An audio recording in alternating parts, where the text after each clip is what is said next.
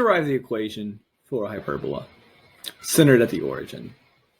So let's say you have this graph of a hyperbola, and let's say it has vertices at a comma 0 and negative a comma 0.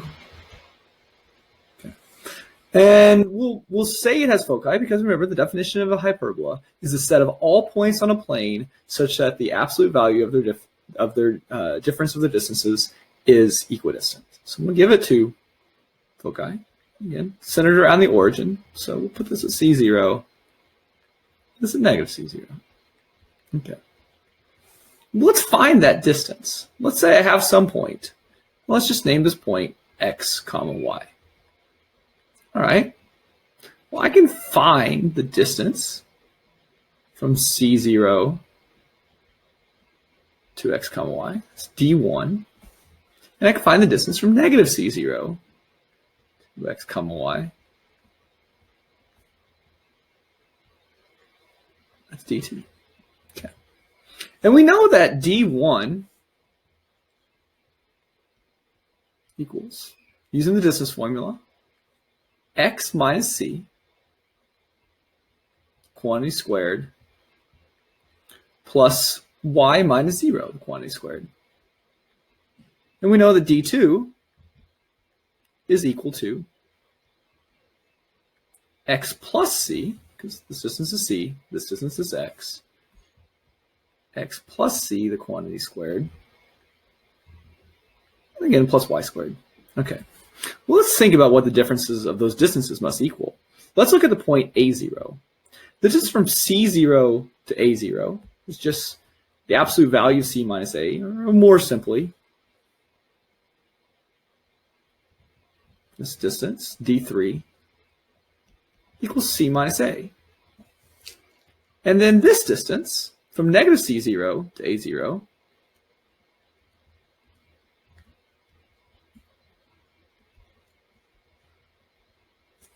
would be, it has to go c, and then it has to go a. So c plus a. Okay. Well, again, the definition of a hyperbola is a set of all points in a plane such that the differences in their distances is always equal. So I know the absolute value of d4 minus 3, but I know d4 is greater than d3, so I'm going to forget the absolute value of sine for now, must equal the absolute value of d2 minus d1. Well, see, d4 minus d3, that's just c plus a minus c minus a.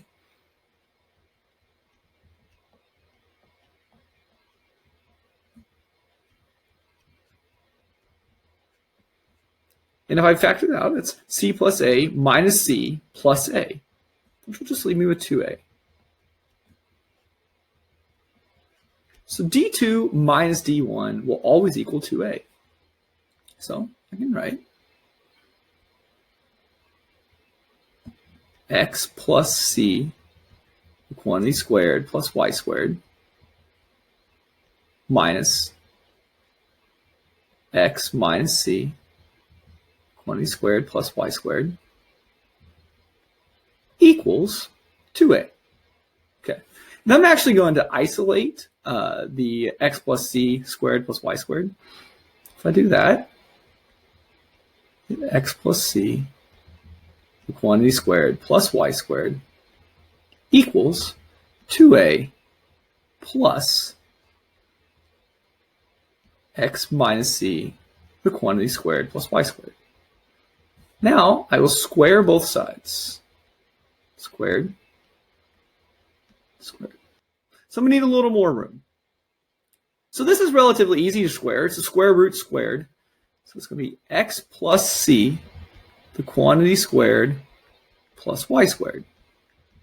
Then over here, I have to FOIL this out. But first is 2a times 2a. So it's 4a squared.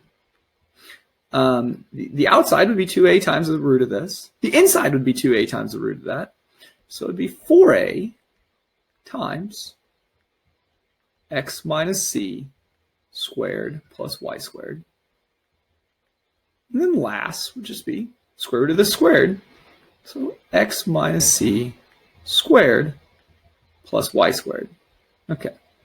And if we look right away, we can see that these y squareds cancel out. Okay.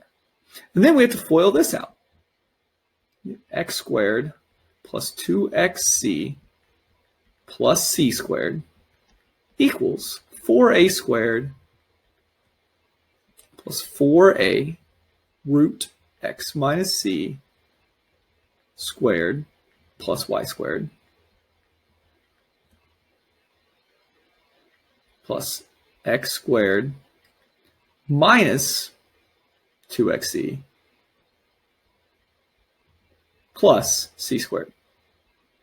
Well, again, I've got some terms that cancel out. X squareds cancel from both sides. C squareds cancel from both sides. And if I rewrite that, I'm left with 2xc equals 4a squared plus 4a root x minus c squared plus y squared minus 2xc. Okay. So the next thing I'm going to do is I'm going to isolate this radical. All right, so I'm going to move my 2xc over, and that'll give me 4xc. I'm going to move my 4a squared over, that'll give me minus 4a squared, and that equals 4a root x minus c squared plus y squared. Okay, well, that's great. Well, now I can see a 4 in front of each of these terms. So I can divide everything by 4 and factor out that. That'll give me xc minus a squared equals a root x minus c squared plus y squared. Well, my next thing to do is square both sides, and that'll get rid of my radical. If I do that, xc minus a squared equals a squared x minus c squared plus a squared y squared.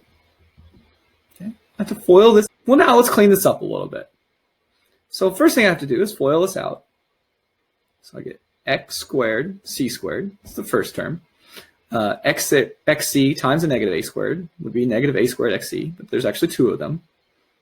So it's negative 2a squared xc. And then negative a squared times negative a squared gives me a positive a to the fourth.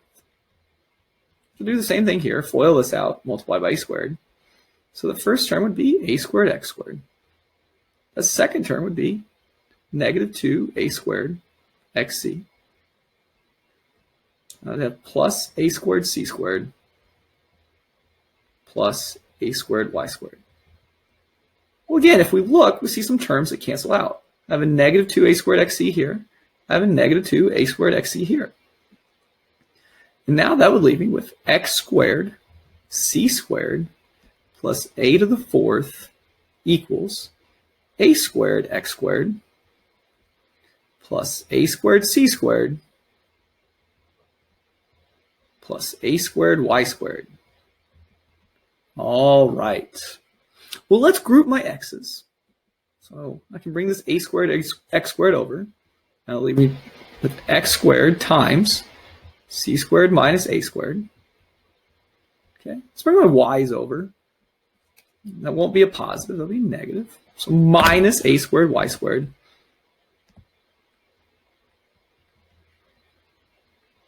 And then bring all my constants over, so that'll leave me with a squared c squared minus a to the fourth. Okay, well, let's look at that.